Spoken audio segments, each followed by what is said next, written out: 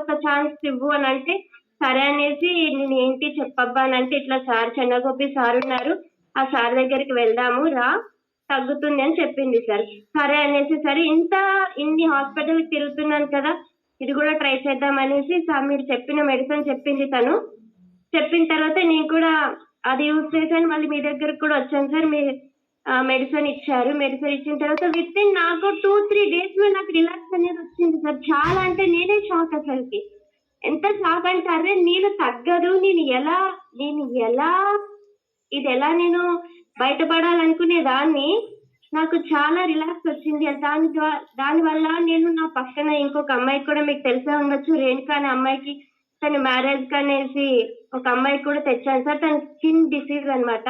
ఇప్పుడు తనకు కూడా ఆ డిసీజ్ చాలా తగ్గింది సార్. తనైతే మీకు చాలా థ్యాంక్ యూ చెప్పింది సార్.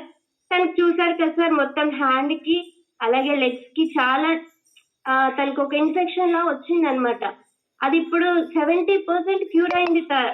తనకి ఒక 2 months లో మ్యారేజ్ ఉంది. తనకి మీకు చాలా థ్యాంక్ యూ చెప్పింది సార్. ఇప్పుడు థ్యాంక్ యూ